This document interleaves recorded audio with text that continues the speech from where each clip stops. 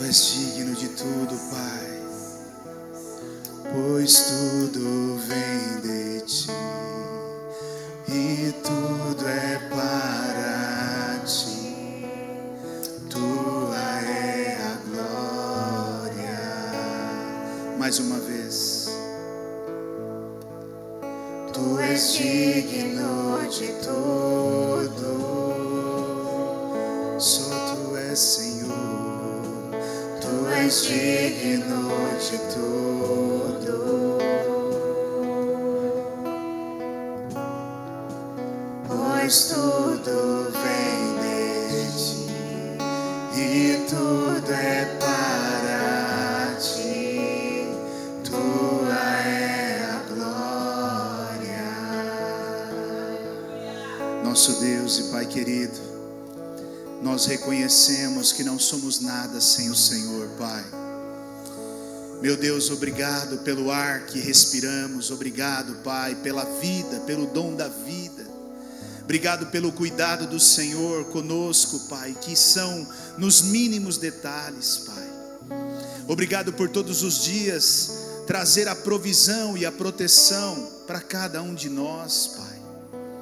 Ainda que ao meio das correrias do nosso dia a dia, nem sequer lembramos que o Senhor está ao nosso lado, nos guardando, nos orientando, nos instruindo, Senhor. E nós nos reunimos aqui nesta noite para exaltar, engrandecer, glorificar o Teu nome que está acima de todo nome. Porque toda a terra está cheia da Tua glória, Pai, e o Senhor é merecedor de toda honra e de toda glória. E ainda que nós passássemos a noite toda aqui Te exaltando, seria muito pouco perto daquilo que o Senhor merece, Pai. Senhor, Tu és santo, santo, santo, santo. Tu és o alfa e o ômega. Tu és o maravilhoso conselheiro. Tu és o Deus forte, o Pai da eternidade, o príncipe da paz. Tu és o leão da tribo de Judá. Tu és a raiz de Davi. Tu és o cavaleiro do cavalo branco. Tu és o pão da vida, o verbo vivo que desceu do céu. Tu és a água viva, o rio que brota do trono de Deus. O Senhor é o caminho, a verdade e a vida, e ninguém chegará ao Pai a não ser pelo nome que está acima de todo nome, o nome de Jesus, no qual todo joelho se dobra, nos céus, na terra e até debaixo da terra. Nome sobre todo nome é o Teu nome, Jesus. Receba, Senhor, toda honra e toda glória que Te são devidas, Pai, em nome de Jesus. Amém, meu Pai, amém, meu Deus. Aleluia, aleluia, aleluia. Glória a Deus, glória a Deus. Amém, queridos? Uma boa noite para todos, a paz do Senhor esteja com todos.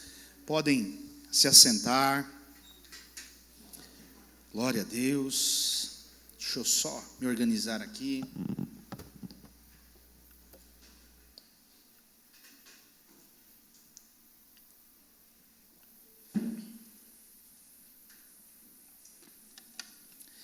Amém. Estamos, iniciando um novo mês.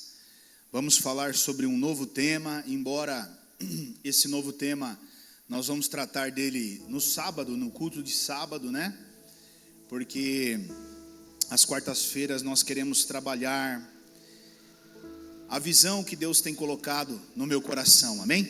E eu quero partilhar com vocês e nós vamos caminhar aí dentro desse propósito por algum tempo, até que todos nós possamos entender a visão de Deus como igreja e o que Deus quer fazer, através desse ministério. E você que trouxe a sua Bíblia, eu gostaria de convidar você a abrir ela lá em Atos capítulo 2, versículos 42 até o 47, amém? Atos capítulo 2, versículos 42 até o 47, eu vou ler na versão NBV, Nova Bíblia Viva, tá? Então pode ser que esteja um pouquinho diferente da tua aí, muito provavelmente vai estar, né?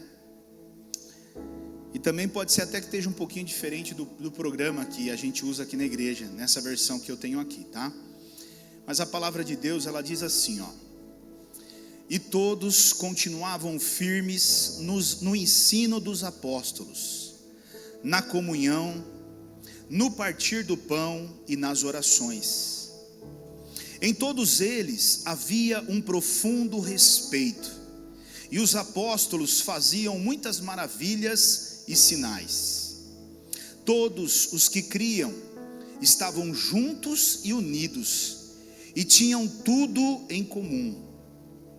Vendendo suas propriedades e bens, repartiam com os que tinham necessidade.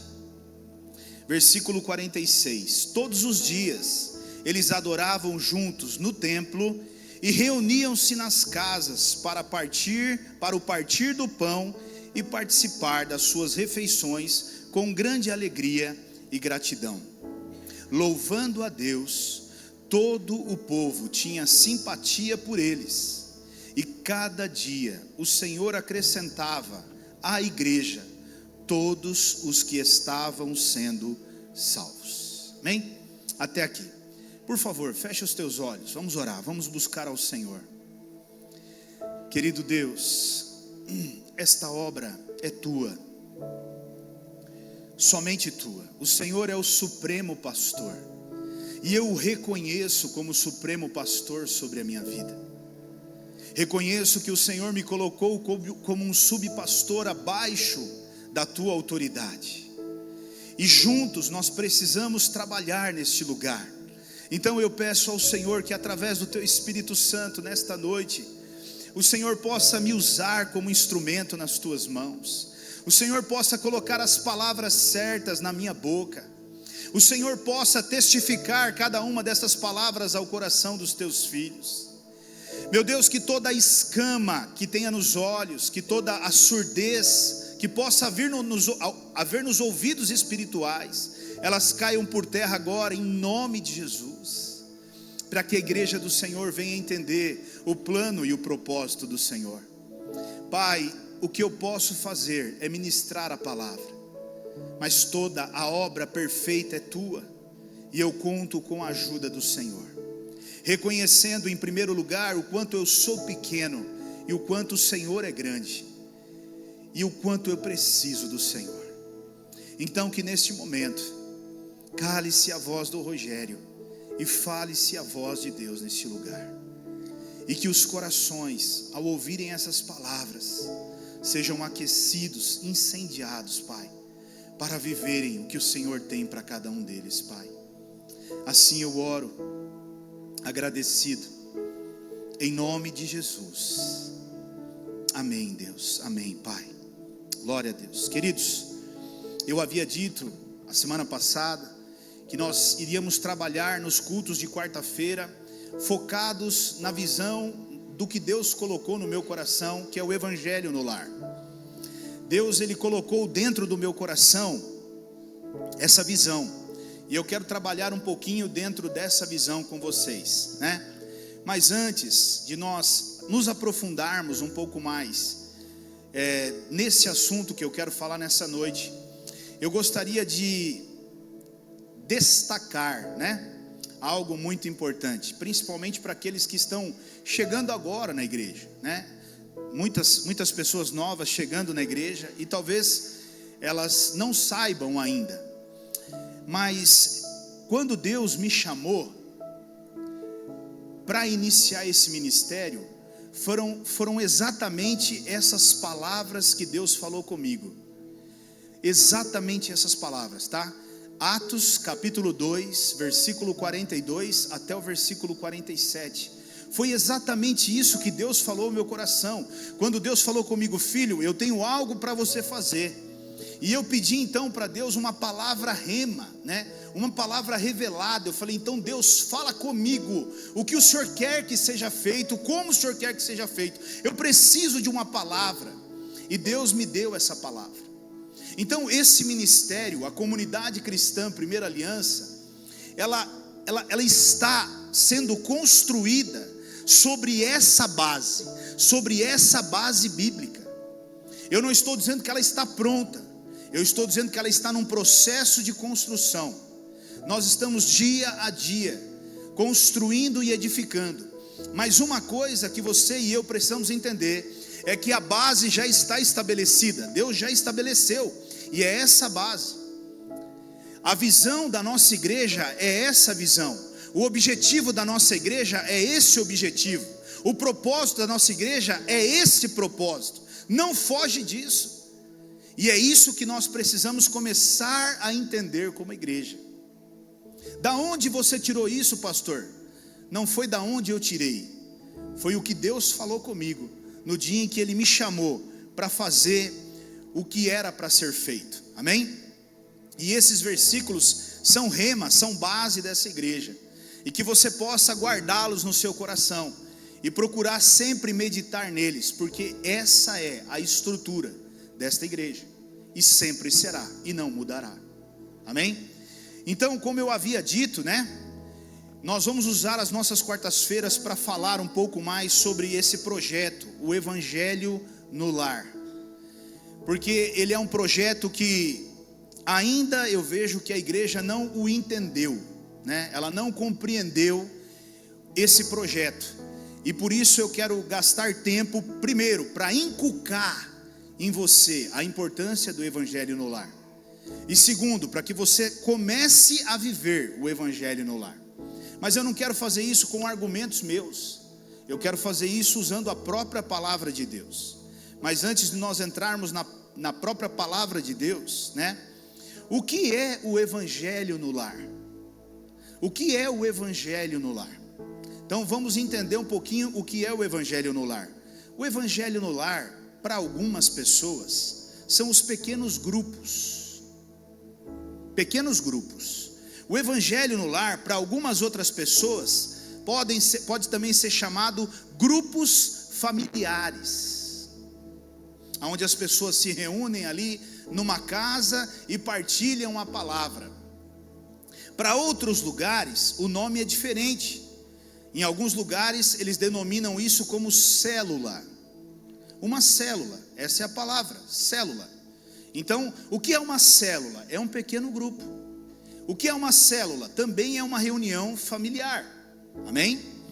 O que é o Evangelho no Lar? O Evangelho no Lar também pode ser chamado de a igreja nos lares. O Evangelho no Lar também é quando a igreja sai da estrutura templo e vai para os lares. Isso é o Evangelho no Lar. E talvez você possa perguntar assim: mas isso não é mais um método para encher a igreja, pastor? Isso não é mais um método para fazer a igreja crescer, pastor? E é essa pergunta que eu quero trabalhar nessa noite. Depende do objetivo. Vai depender do objetivo. E isso é muito importante, porque o objetivo, ele estabelece tudo a partir daqui.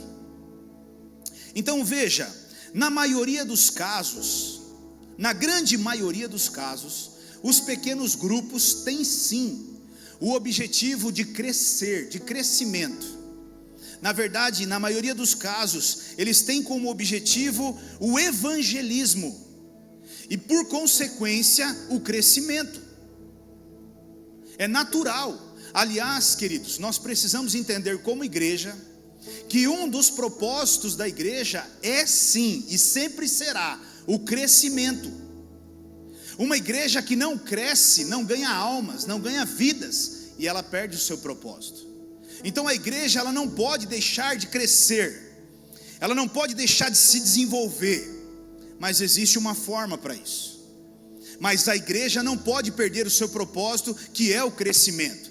Nós não fomos chamados por Deus para ficarmos só nós aqui dentro desse templo e ficarmos aqui adorando e cultuando a Deus. Isso não é evangelho, irmão. Evangelho é ganhar almas. Então nós precisamos sim nos prepararmos aqui para irmos ganhar almas. Então a maioria desses pequenos grupos, o objetivo deles é sim o crescimento, o evangelismo, faz parte de um processo. Então dependendo do objetivo, o pequeno grupo, ele faz com que a igreja cresça exponencialmente. Acredite, exponencialmente. E eu posso dizer isso com muita tranquilidade, porque eu vivi dentro desse ambiente por muitos anos, e eu trabalhei por muitos anos isso, lideramos esse trabalho, fizemos muita coisa envolvendo isso, né? E realmente a gente vê o quanto esse crescimento ele é exponencial, é um crescimento muito grande, mas junto com ele vem as consequências, né? Vem as situações, porque veja, querido, crescer desordenado não significa crescer bem. Quando você cresce desordenado, a chance da queda é enorme. Quando você pula etapas de um crescimento, a chance é a queda ser muito maior. Então há um estágio para há um degrau, né, para se subir, e cada degrau precisa ser consolidado para que você suba e não caia, né? Mas então veja, o propósito de alguns grupos, ou dos pequenos grupos, ou até da célula, né? E esse nome célula é importante que você entenda. Por que célula, né? E talvez as pessoas aqui até possam pensar assim, muitos aqui têm medo de falar esse nome. Não fala célula, eu já ouvi isso aí, não fala célula, fala evangelho no lar, né? Por que o pastor diz que não é célula? Porque não é célula. Célula é para multiplicação e crescimento. O evangelho no lar não é para multiplicação e crescimento, é completamente diferente. Então por isso que nós não podemos denominar como célula. Nós podemos até dizer célula, mas célula tem um outro propósito. O propósito é multiplicação e crescimento, e o evangelho no lar não tem essa visão, amém?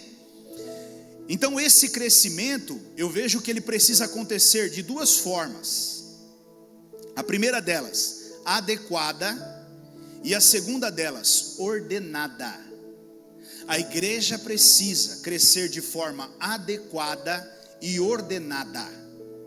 Senão, queridos, nós vamos ter problema. Mas a verdade é que nós vamos falar um pouquinho depois sobre isso, né? Na verdade, quando Deus trouxe, né, ao meu coração esse projeto do Evangelho no Lar, Deus trouxe ele no meu coração, porque eu estava orando a Deus, chorando diante de Deus, clamando, pedindo a Deus: Deus, como eu consigo cuidar melhor do meu rebanho? E eu orava a Deus e dizia: Deus, como que eu vou conseguir cuidar do meu rebanho, Deus? Porque eu gosto de cuidar do meu rebanho, eu gosto de conhecer por nome, eu gosto de orar por nome, eu gosto de orar, eu gosto de saber o nome do cônjuge que não está aqui, porque eu quero orar por ele, pela família, pelo pai, pela mãe. Então tudo isso para mim é muito sério. Mas quando isso vai tomando uma proporção grande, como? E eu dizia para Deus: Deus, como cuidar? Como fazer isso, Deus? Eu quero uma igreja cuidada, eu quero uma igreja muito bem cuidada, eu não quero uma igreja qualquer sem ser cuidada. E eu chorava e orava diante de Deus, né? E num desses encontros com Deus, Deus acabou me lembrando de algo que é muito importante, né? Porque, queridos, só abrindo um adendo aqui, né? Por isso que é tão importante nós lermos a Bíblia. Quando nós lemos a Bíblia, veja, o Espírito Santo, ele trabalha da seguinte forma na nossa vida: ele não te dá uma palavra, ele te lembra de uma palavra. É assim que o Espírito Santo faz. Então, se eu não leio a Bíblia, como que o Espírito Santo vai me lembrar de algo? Não, então eu preciso ler a Bíblia, porque quando eu leio, já entrou dentro de mim, e na hora certa o Espírito Santo vem e ele traz aqui na minha mente exatamente aquilo que ele quer, porque já foi lido antes. Então, num desses momentos, o Espírito Santo ele me lembrou de um contexto que está lá em Êxodo capítulo 18, versículo 13 até o 23. A Rose falou sobre esse texto agora recentemente, ela ministrou aqui sobre esse contexto, né? Enquanto eu orava, então Deus trouxe ao meu coração esse texto, né? E ele diz assim, ó, Êxodo capítulo 18, versículos 13 até o 23. Olha o que ele diz: no dia seguinte, antes de eu ler aqui, deixa eu só, porque aqui eu já cortei algumas coisas, né? Na verdade, o sogro de Moisés foi até Moisés com a família de Moisés para se encontrar com ele. Então eles se encontraram, tiveram um tempo juntos, né? E aí o sogro de Moisés, Jetro, ficou alguns dias com ele. E logo no primeiro dia que Jetro estava com ele e foi acompanhar ele nos afazeres dele, nós chegamos nesse versículo aqui, o 13, amém? Então do 1 até o 13 é esse contexto aqui. E aí nós chegamos no 13, e aí diz assim, ó: no dia seguinte, Moisés sentou-se para julgar as questões do povo. E o povo estava em pé diante de Moisés desde manhã até o pôr do sol. Quando o sogro de Moisés viu tudo o que ele fazia pelo povo, disse: o que você está fazendo? Porque só você assenta para julgar, e todo esse povo espera em pé diante de você desde a manhã até o pôr do sol. Moisés respondeu: é que o povo me procura para que eu consulte a Deus. Cada vez que uma pessoa tem uma questão, vem a mim para que eu decida quem tem razão e ensino-lhes os mandamentos e as leis de Deus. O sogro de Moisés respondeu-lhe: não é bom o que você está fazendo. Olha que interessante. Aqui Jetro já repreendeu, né, o que ele estava fazendo. No versículo 18 ele diz assim: desse jeito você e o povo ficarão esgotados. Olha que interessante aqui. Esse trabalho é pesado demais para você. Você não pode realizá-lo sozinho. Agora ouça o meu conselho, e que Deus o abençoe. Você deve trabalhar como representante do povo diante de Deus, e assim você levará a Deus as causas do povo. Deixa eu parar aqui um minutinho. A primeira coisa que nós precisamos entender, o que Jetro estava dizendo aqui para Moisés, e é muito importante nós entendermos, é que um dos papéis de um pastor é exatamente esse: é ser um representante do povo diante de Deus, e levar a Deus as causas do povo, ou seja, orar pelo povo, orar por vocês, estar intercedendo por vocês. Esse é um dos papéis de um pastor. E aí ele continua no versículo 20: além disso, você deve ensinar os estatutos e as leis de Deus, e mostrar-lhes como deve ser sua conduta e quais são os seus deveres. Ou seja, você, pastor, você, Moisés, deve ensinar a palavra de Deus ao povo, e você deve mostrar como eles devem viver a vida deles e conduzir a vida deles. Mas, querido, para se fazer isso, é necessário tempo, dedicação, oração.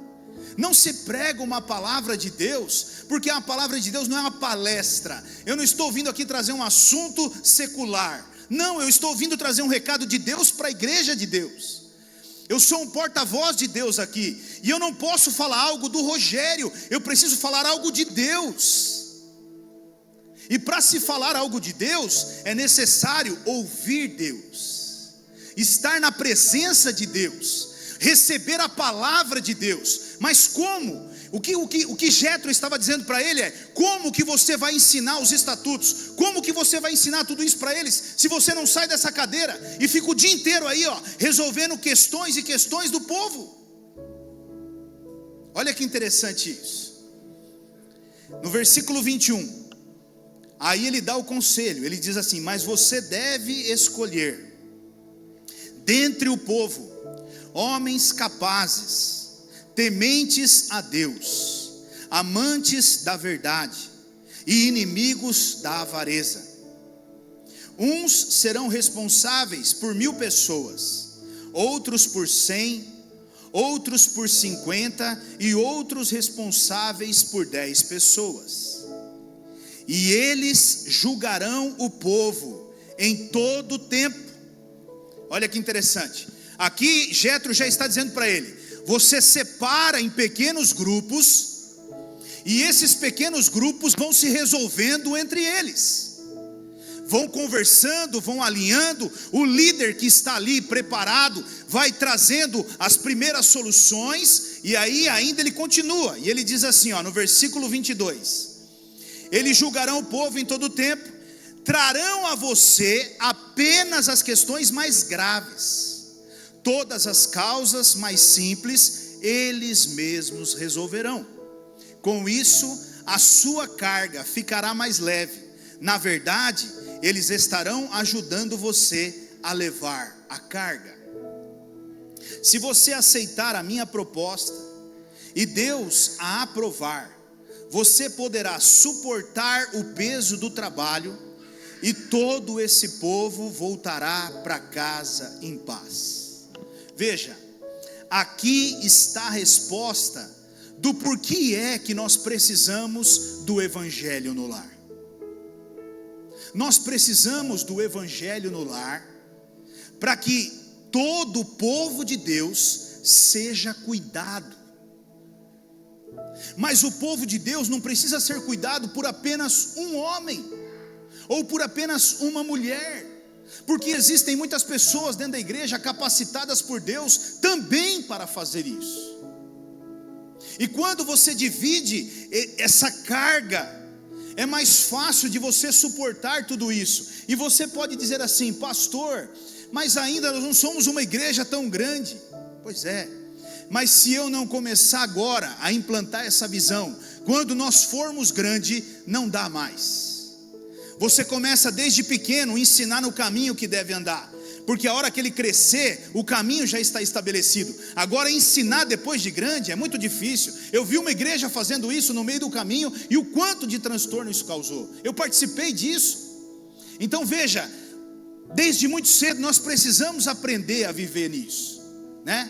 Nós precisamos aprender a entender que temos que ter um pequeno grupo, e somente vivendo isso é que nós vamos conseguir cumprir por completo o que está escrito em Atos capítulo 2, versículo 46. Atos 2, 46, projeta para nós, Sara.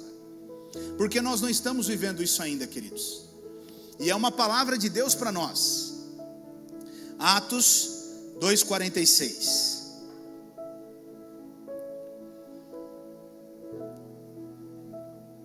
São duas coisas que estão estabelecidas aí nesse versículo. A primeira delas está lá, todos os dias eles adoravam juntos no templo. Nós adoramos juntos no templo? Adoramos juntos no templo? Perfeito, cumprimos a primeira parte. Mas ele não para por ali. Reuniam-se nas casas para partir o pão. Nós nos reunimos todos aqui nas casas? Então está aí, querido, nós já não estamos vivendo a base que Deus nos deu como igreja para vivermos. Nós não estamos vivendo o que Deus pediu para mim como pastor para viver aqui nessa igreja. Ainda para nós essa parte está nublada, ainda está confusa. Poucos estão vivendo isso. E os poucos que estão vivendo isso já estão colhendo frutos muito bons. E eu até quero depois falar um pouquinho sobre isso. Mas olha o que ele diz: nas casas para partir o pão, e participavam de suas refeições com grande alegria e gratidão. E aqui nós já pensamos assim: poxa, mas todos os dias, meu Deus, eu tenho que viver com esse irmão todo dia. Já não basta eu ter que viver com a minha mulher, com o meu marido todo dia, eu vou ter que viver com o irmão também todo dia. Misericórdia. Não, não é isso que a Bíblia está dizendo. Esse todos os dias aqui, ou essa expressão todos os dias, quer dizer algo feito com frequência.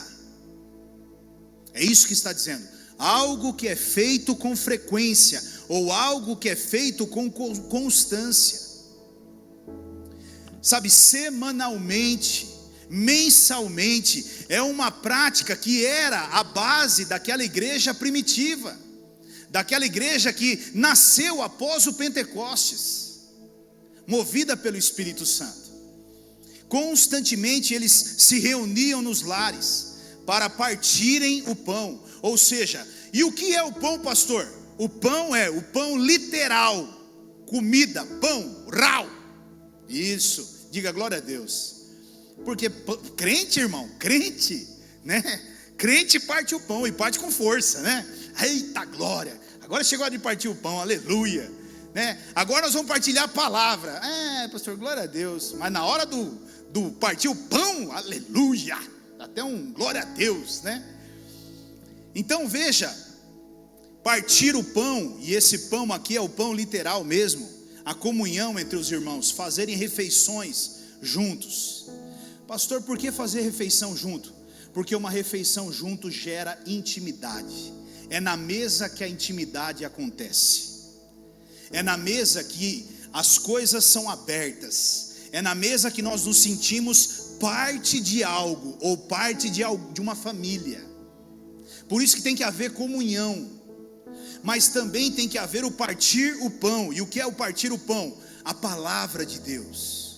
Nós também temos que nos reunir para partilhar a palavra de Deus. E isso não pode acontecer somente aqui a nível de igreja. Por que não pode acontecer somente a nível de igreja?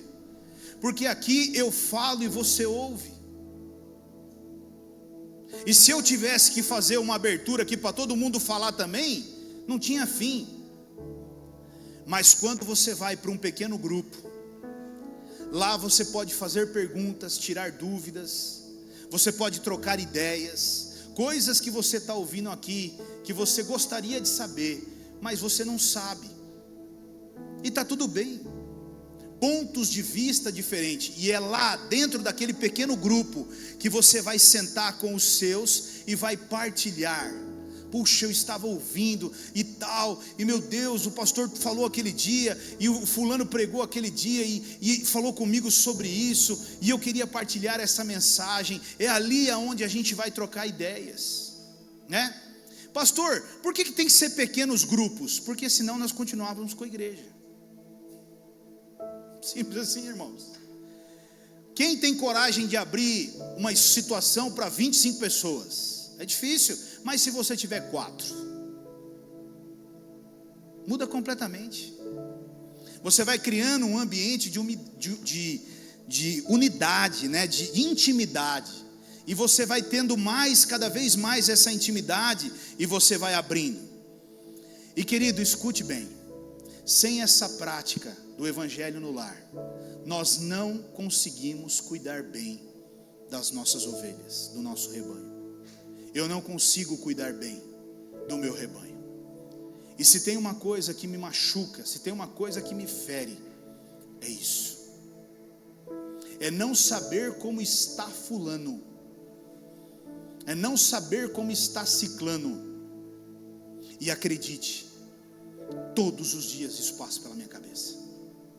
Mas infelizmente, eu sou levado por eu diria que eu sou como se fosse um surfista.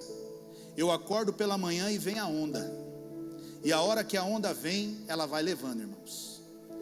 E você acorda tudo bonitinho, sabe? Hoje vai ser perfeito meu dia, aleluia, glória a Deus.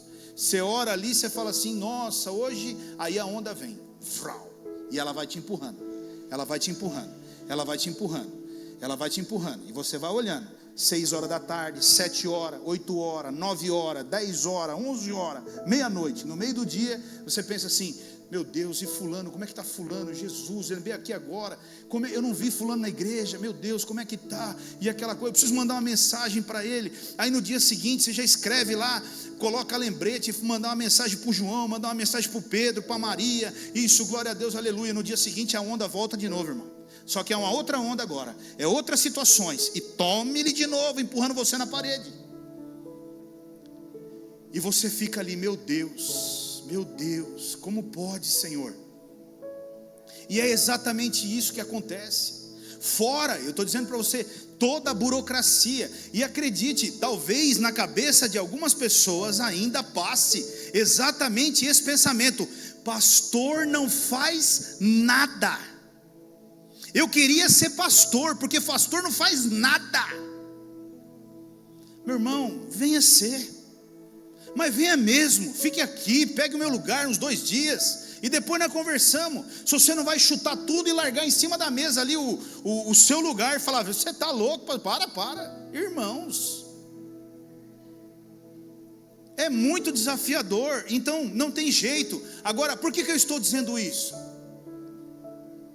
Porque tem algumas pessoas que não passam pela minha cabeça. Elas não passam pela minha cabeça.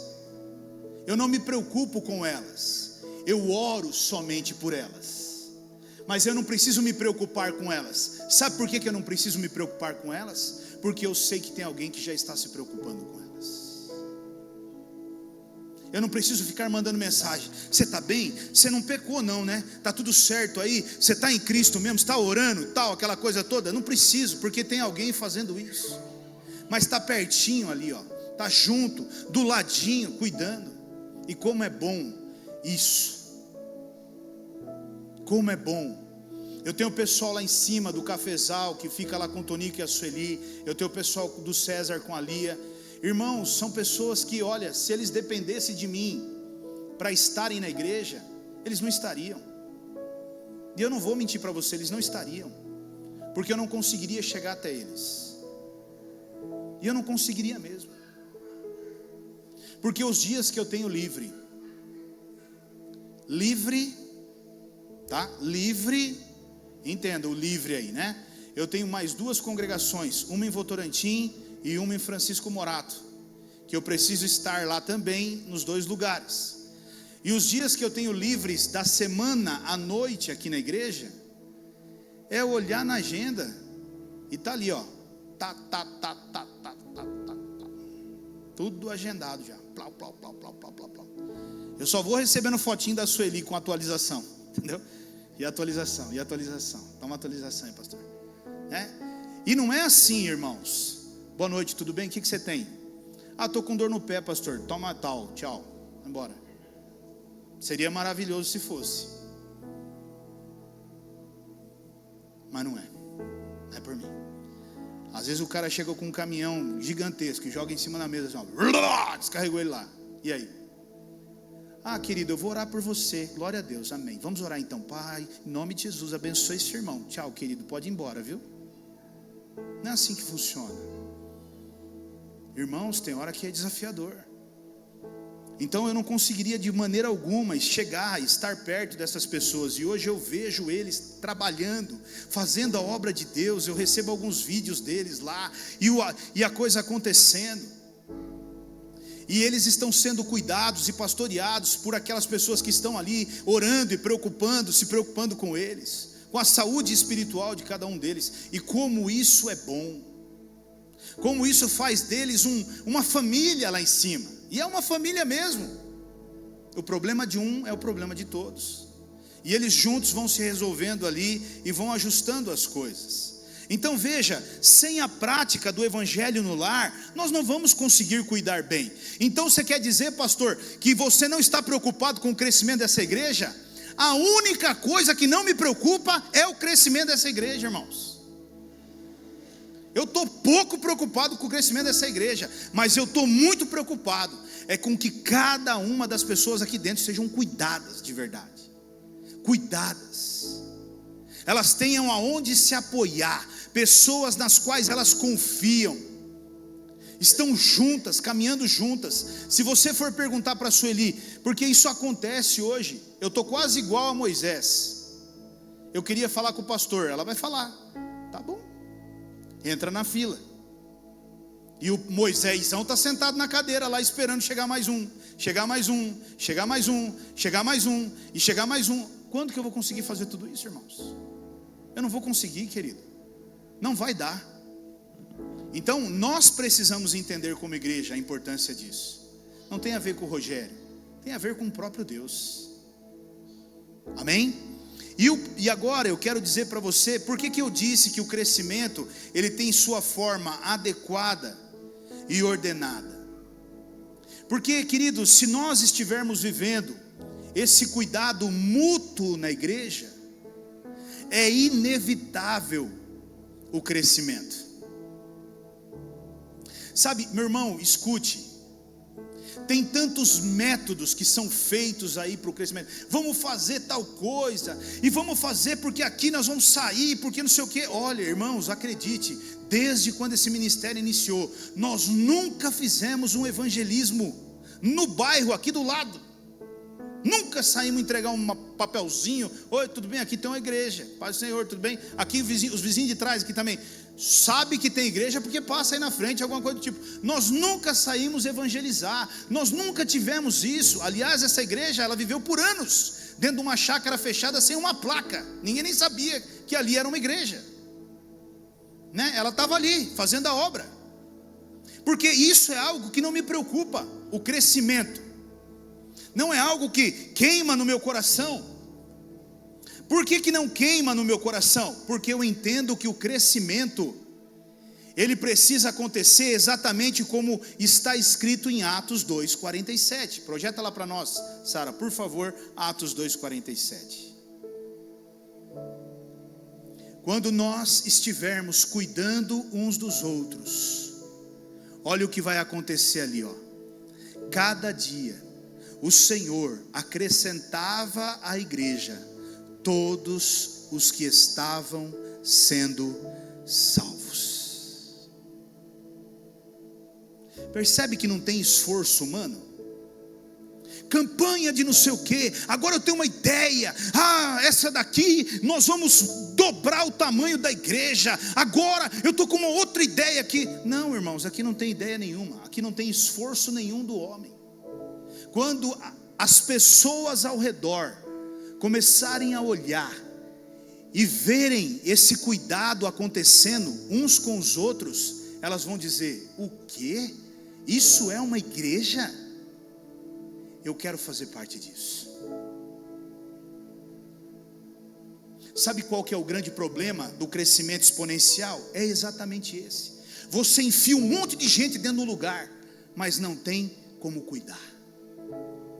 E aí aquelas pessoas vão ficando ali jogadas num canto, no outro, e elas não têm como ser cuidadas. E quando você vê, elas já foram embora da igreja, você nem sabe que elas foram embora da igreja.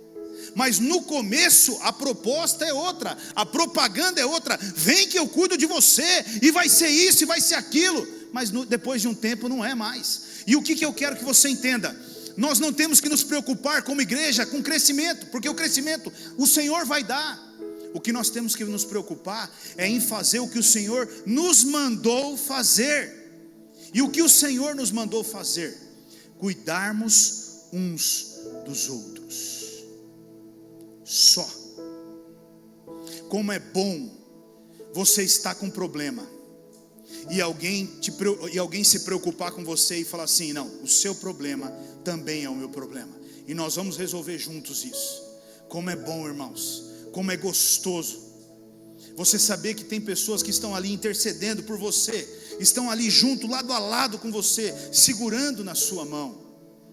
Isso é maravilhoso, isso é de Deus, isso é a igreja do Senhor. E é isso que nós precisamos colocar em prática, todos desta igreja, em todos os lugares. Nós não podemos ficar fora da visão que Deus pediu para a igreja dele. E a visão que Deus pediu para a igreja dele é: estejam todos unidos, uns cuidando dos outros. E não é em grandes grupos não, irmãos, é em pequenos grupos. Como eu disse, talvez 4, 5 pessoas. Porque se for mais, a gente também não consegue cuidar direito, não. Se você for orar por uma pessoa de verdade, quanto tempo você acha que você gasta orando por uma pessoa? Orar por ela, pela família dela, pela saúde, por tantas coisas. Quanto tempo você acha que você gasta? Tem gente que ora por 100 pessoas e faz oração por atacado. Pai, abençoa aquele povo em nome de Jesus, aleluia. Amém. Agora, se você realmente ama alguém, você ora. E você ora pela saúde, você ora pela família, você ora pelo ministério, você ora pelo emprego, pela empresa, pelo negócio, pelas finanças. e você vai ali chorando, intercedendo diante de Deus por aquela pessoa. 10 pessoas, se você gastar 10 minutos, olha quanto tempo já levou. Então tem que ser um grupo pequeno mesmo, não pode ser grupo grande. Mas o importante é que haja esse cuidado. Amém? O próprio Deus acrescentava, e Ele acrescentava porque Ele sabia que aquelas vidas seriam cuidadas. Eu não tenho dúvida disso. Deus acrescentava ali na igreja primitiva, porque Ele tinha certeza que cada uma daquelas pessoas que entraria ali seriam cuidadas. E talvez seja esse, ou talvez seja essa a resposta que muitas vezes nós buscamos. Por que é que as pessoas não estão chegando? Porque talvez Deus ainda não entendeu que elas serão cuidadas aqui. E igreja, irmãos, escute bem o que eu vou dizer para você. Não tem sentido nenhum se for para nós nos reunirmos aqui só para cultuar o nosso Deus. Não tem. A igreja, ela acontece fora desse templo, lá na rua, nas casas, nos lares, entre as pessoas. Não é aqui. Aqui não. Aqui é parte de um trabalho. Aqui, como eu sempre disse, aqui a gente vem buscar direção, aqui a gente vem carregar as nossas baterias para irmos lá fora e distribuirmos e derramarmos as coisas de Deus na vida das pessoas, o cuidado de verdade. Quando foi a última vez que você se preocupou se um dos teus irmãos desta casa tem um tênis para colocar no pé? Quando foi a última vez que você se preocupou, nesses dias de frio, se algum dos membros desta casa não veio para a igreja porque não tinha uma blusa de frio para colocar para vir aqui na igreja? Quando foi a última vez que você parou para pensar se todas as famílias aqui têm alimento na casa deles para se alimentar? Não, pastor, mas aqui nós temos, graças a Deus, um pessoal que cuida e não deixa faltar nada. Não se preocupe com isso, eu estou dizendo você. Quando foi a última vez que você se preocupou com isso?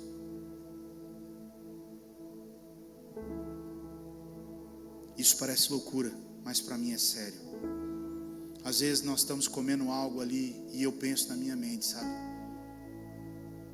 Deus, nós estamos aqui comendo algo tão bom, mas será que tem alguém da igreja que também não teria vontade de comer isso, mas não tem como comer, Deus? Poxa, Deus, é esse o sentimento que Deus quer colocar no nosso coração, querido. Essa é a preocupação que Deus quer colocar no nosso coração. Isso é o Evangelho. De você olhar para o teu guarda-roupa e dizer: puxa, eu tenho tanta roupa aqui e eu sei que tem pessoas que estão precisando. E talvez você possa até pensar assim, sabe? Mas aqui nós temos uma boa igreja, e é verdade, eu louvo a Deus pela igreja de Itupeva. Mas o dia que você quiser ter uma experiência um pouquinho mais profunda, vamos comigo para Votorantim. E aí você vai conhecer um outro mundo lá. Ou vamos comigo lá para Francisco Morato, e você também vai se deparar com um outro mundo lá. Gente carente, gente que precisa de muita ajuda, que depende muito. Amém? E isso é algo que nós temos que entender. Eu até anotei uma frase aqui: o crescimento correto e ordenado não vem do esforço humano, e sim da aprovação divina daquilo que está sendo feito. O crescimento humano, o crescimento da ordenado e correto da igreja não vem de um esforço humano. Ele vem de uma aprovação de Deus daquilo que está sendo feito. Se Deus olhar e aprovar, Ele faz com que cresça. Se Ele não aprovar, é meu braço que está fazendo crescer. E acredite, do mesmo jeito que cresceu, desce. Porque sou eu que estou sustentando tudo isso. São estratégias do homem, e não pode. Nas coisas de Deus não. Então, para eu finalizar, para eu concluir, E ao longo desse mês, eu creio que nós vamos ter até testemunhos. Eu gostaria muito que as pessoas dos pequenos grupos, né, pudessem falar. Eu vou dar um exemplo aqui, né? Nós temos o Léo que está lá no fundo. Eu não falo com o Léo, eu não tenho nem contato com o Léo. Pouco falo com o Léo, falo com o Léo aqui na igreja, dou um abraço nele. Ele sabe que eu amo ele. Mas hoje eu louvo a Deus porque ele está debaixo de cuidados. E está tudo sendo resolvido por lá. E quando eu fico sabendo, já foi resolvido. E eu louvo a Deus por isso. Assim como outras pessoas. Assim como eu vejo um Kaique, uma Carol. Eu vejo acontecendo uma aula de bateria aqui que eu nem sabia que estava acontecendo, mas está acontecendo. E tem alguém dando aula de bateria e as coisas estão acontecendo. E daqui a pouco nós vamos ver outra pessoa tocando bateria aqui na igreja. Eu nem sabia que ele estava aprendendo a tocar bateria. Olha que coisa maravilhosa. Isso é lindo demais.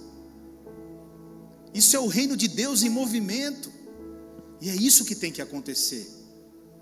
Então, o meu objetivo como igreja é que todos estejam cuidados e muito bem cuidados. Qual que é o teu objetivo, pastor? Crescer? Não. O meu objetivo é que todos os membros desta casa estejam cuidados e muito bem cuidados.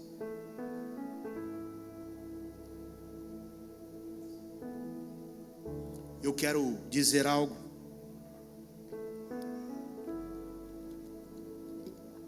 E Deus faz coisas perfeitas na hora perfeita, né? Nosso Deus é perfeito. Nós temos um casal que cuidou de nós lá atrás e cuidou muito bem de nós, que é o Alessandro e a Andréia. O Alessandro e a Andréia caminharam um tempo com a gente. E eu sempre disse para ele: cara, eu te amo, você é meu irmão. Cara, eu não tenho palavras para dizer para você o meu sentimento por você. E há pouco tempo atrás, o Alessandro passou por uma perda muito difícil. A mãe dele, Deus recolheu a mãe dele. E a primeira atitude nossa, minha e da Rose, não tenha dúvidas, nós largamos tudo que nós estávamos fazendo na hora. E nós fomos de imediato, ali na hora, já atrás deles, para saber onde eles estavam e nos colocarmos ali à disposição deles.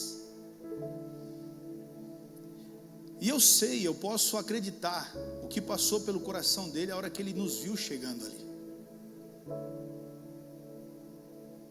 Nós não tínhamos o que falar. Nós vamos falar o quê? Mas nós tínhamos uma coisa: um ombro e um abraço. E como isso faz diferença numa hora como essa. Como isso faz diferença numa vida, numa hora como essa. Porque quando eu perdi a minha mãe, ele estava lá. E eles ficaram a noite inteira lá no velório. Ele e a Andréia, sentadinhos naquele banco, perto de nós. Isso é igreja, irmãos. Isso é igreja que Deus espera de nós. De que adianta nós termos 1.000, 2.000, 5.000 pessoas sem ser cuidadas? De que adianta nós fazermos parte de um corpo que não há cuidado, não há preocupação, não há amor? É isso que Deus espera de nós. Um amor incondicional uns pelos outros, uma preocupação incondicional uns pelos outros, um cuidado que vai além do normal. E acredite, é isso que talvez seja a maior carência das igrejas nos dias de hoje, porque elas estão preocupadas em crescer e crescer e crescer, mas de uma forma desordenada. E eu não estou aqui para criticar nenhuma igreja, nenhum ministério, porque eu fiz parte de um monte deles, e eu sei muito bem como funciona tudo isso. Mas eu volto e repito, não foi isso que Deus colocou no meu coração quando Ele me chamou. Quando Ele me chamou, Ele não disse para mim isso. Ele disse para mim: eu quero que vocês vivam, uns cuidando dos outros e amando os outros. E eu entendo que é isso que nós precisamos viver. Eu entendo que é isso que o Senhor espera, sem se preocupar em momento algum com o crescimento, porque Ele vai dar o crescimento. Amém?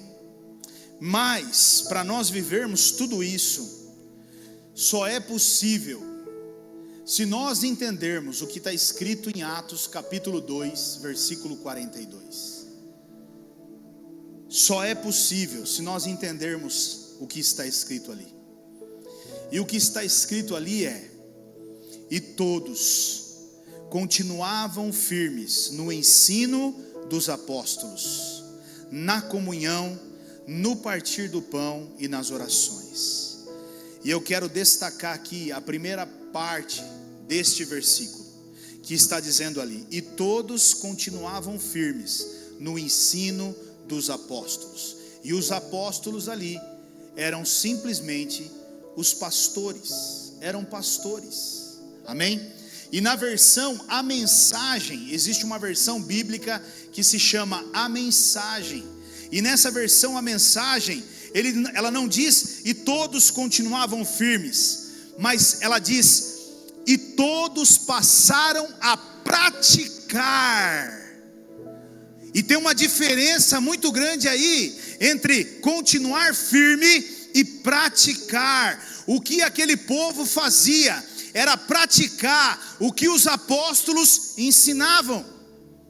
Então veja, eles se dedicavam intensamente para colocar em prática aquilo que eles aprendiam. E é isso que eu quero que você entenda. Só há uma maneira de nós vivermos essa igreja, de fato, o evangelho no lar, quando nós, como membros dessa casa, entendermos que nós precisamos praticar o que nós estamos aprendendo.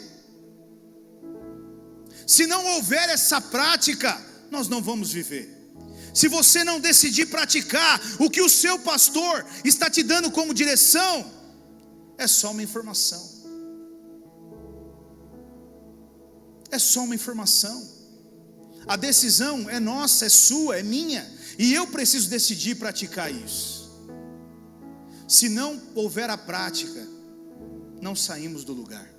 Os milagres aconteceram ali, as coisas sobrenaturais aconteceram naquele pequeno grupo, e elas aconteceram exatamente por um motivo: todos praticavam aquilo que eles aprendiam, andavam em obediência, cuidavam uns dos outros.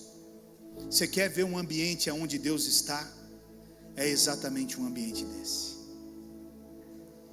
Nós não precisamos de campanha de nada. Comecemos a cuidar uns dos outros, comecemos a amar de fato uns aos outros, comecemos a viver realmente o evangelho como ele tem que ser. Você vai começar a ver coisas sobrenaturais acontecendo dentro da igreja, espontaneamente. Sabe por quê? Porque é em ambientes assim que o Espírito Santo de Deus quer se mover.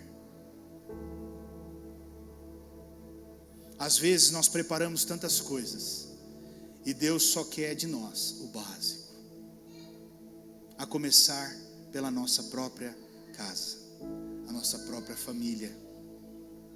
Se eu não cuido dos meus, como eu vou cuidar de alguém fora? Se eu não cuido da minha esposa, dos meus filhos, do meu marido, como eu vou cuidar de alguém de fora? E eu preciso entender isso. Eu preciso entender isso. Amém? Pessoal do louvor, por favor. E eu gostaria que você fechasse os teus olhos.